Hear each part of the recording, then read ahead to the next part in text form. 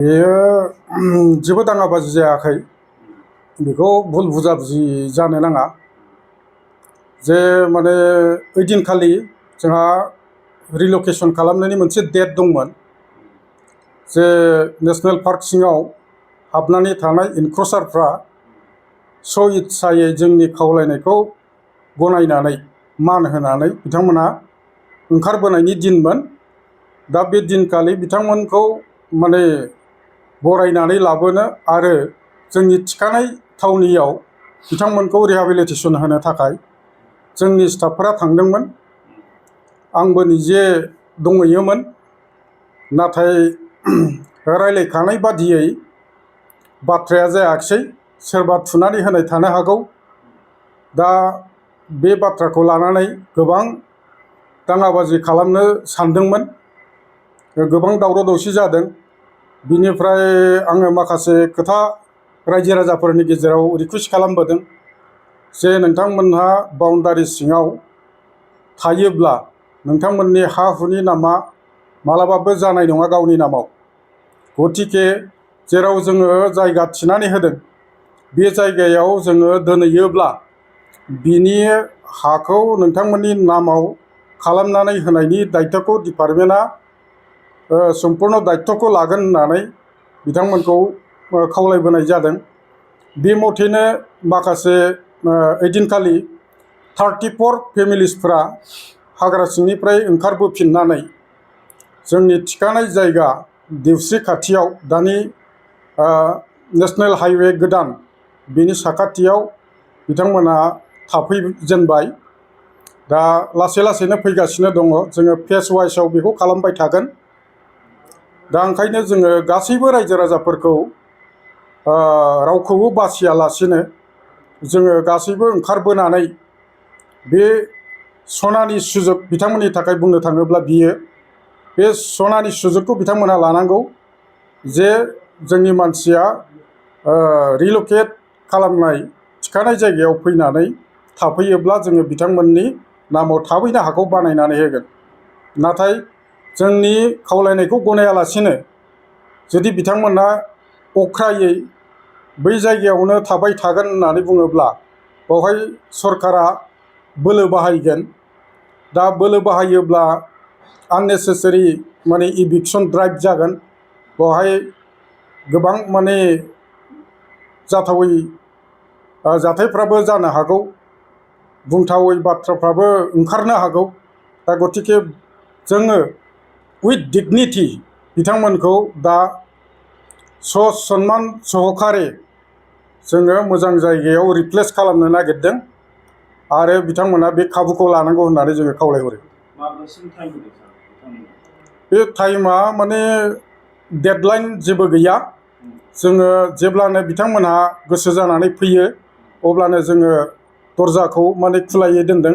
बिथांमोनहा फैनो हागोन, रायलायफैनो हागोन आरो जायगाखौबो गावनि माने पसन्द जानाय जायगाखौ बासिनानैबो लानो हागोन। जों अपसनखौ खुला दोनदों। जाय सुबुङा माने एसे एनै बेफार बानिज्य बा बिजनेस एरिया जायगायाव थानो सानदों बिथांमोननि थाखाय जोङो जायगा थिग खालामदों। आरो जाय बिथांमोनहा माने गायनानै फुनानै जानो आबाद मावनानै जानो गोसो बिथांमोननि थाखाय गुबुन जायगायाव जोङो थिनानै दोनदों। बे मोननै अपसनखौ जोङो खुला दोनदों। बिथांमोनहा फैनानै बासिनानै माने गावबागाव डिसिसनखौ लानो हागोन। बे बाथ्राया जाहैबाय जेब्ला आङो बिथांमोनखौ बुजायनानै सोरां बाजारनिफ्राय बुजायनानै ओंखारबोफिनो अब्ला आंजों आंनि स्टाफफोरा टिम मोनसे दंफायोमोन। जों ओंखारबोब्ला जोंनि गारिखौ बिसोरो लामा हगारा आरो बै माने एसे गोजानावहाय सासे मानसि दंमोन। बेखौ बिथांमोना सन्देह खालामदों जे डिपार्टमेन्टजों बियो लोगो। बेनो माने डिपार्टमेन्टनो गासिबो माबाखौ खोन्थाहैजोबो। डिपार्टमेन्टजों लोगो नांनानै जोंखौ माने हाखराव गब्रायहोनो नागिरदों बा मिसलिड खालामनो नागिरदों। बेबादि बिथांनि सायाव बांसावनाय सोरबा खालामदों। दा बेनिखायनो आइजोफ्रा बे खोथाखौ लानानै आबेगिक जानानै एक्साइटेड जानानै बिथांखौ गाग्लोबनो थाखाय ज' फैदोंमोन। आङो बेखौ माने आन्दाज मोनदों, ओंखायनो थाबैनो आंनि स्टाफफोरखौ माने बिथांमोनखौ गाग्लोबबायानोमोन बे सुबुंखौ। दा बे सुबुंखौ बे गाग्लोबनायनिफ्राय आंनि स्टाफफोरखौ थिननानै रैखाथि होनानै बिथांखौ सेफ जायगायाव लानानै फैनाय जादों। बे नारा-नाथा जानाय समाव माने बिथांखौ बासायनानै लाबोनाय समाव हयथ' एसे माने आघातबो जालायदों खोमा, बेखौ जों बुंनो हालिया।